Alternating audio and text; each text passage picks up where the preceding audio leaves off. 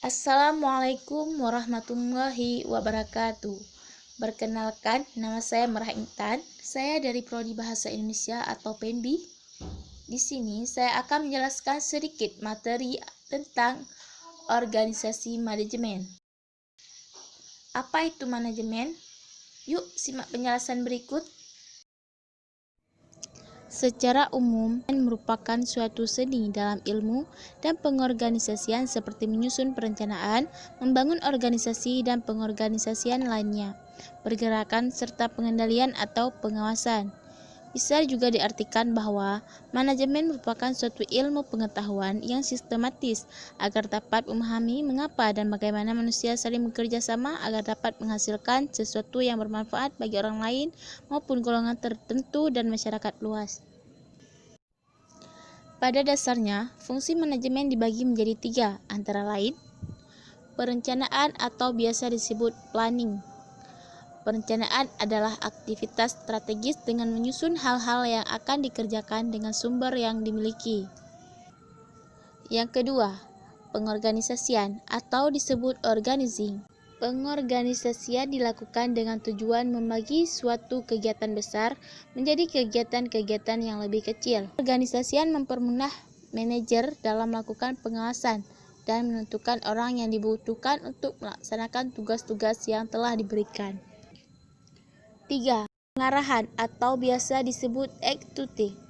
Pengarahan adalah suatu tindakan untuk mengusahakan agar semua anggota kelompok berusaha agar dapat mencapai sasaran sesuai dengan perencanaan, manajerial, dan usaha.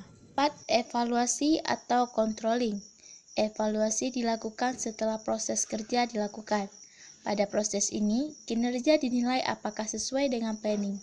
Pada tahap ini, manajemen mengevaluasi keberhasilan dan efektivitas kinerja, melakukan klarifikasi dan koreksi, dan juga memberi alternatif solusi masalah yang terjadi selama proses kerja berlangsung. Unsur-unsur organisasi atau perusahaan suatu manajemen, salah satunya ialah human atau manusia. Biasanya disebut dalam manajemen, faktor manusia adalah yang paling menentukan.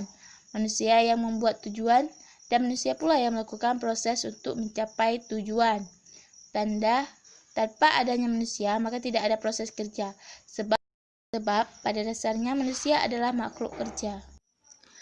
Kemudian money atau disebut dengan uang. Uang merupakan salah satu unsur yang tidak dapat diabaikan. Uang merupakan alat tukar dan alat pengukur nilai. Besar kecilnya hasil kegiatan dapat diukur dari jumlah uang yang beredar dalam perusahaan.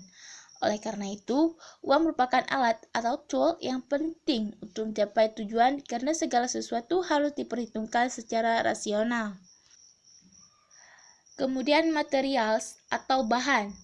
Material terdiri dari bahan setengah jadi atau raw material dan bahan jadi.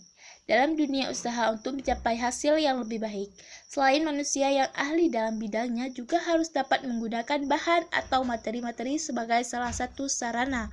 Sebab materi dan manusia tidak dapat dipisahkan. Tanpa materi tidak akan tercapai hasil yang dikehendaki. Kemudian mesin atau mesin.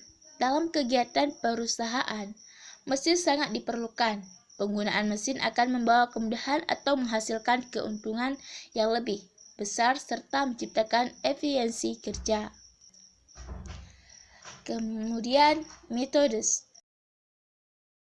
Bisa mengambil sebuah kesimpulan dari penjelasan saya tadi, yaitu manajemen dapat diartikan sebagai suatu proses di mana suatu ilmu diproses agar bisa membimbing dan memberi motivasi kepada pekerja supaya bisa bekerja secara efektif dan efisien dalam mengatur atau melaksanakan suatu pengorganisasian dalam pekerjaan. Sekian, terima kasih.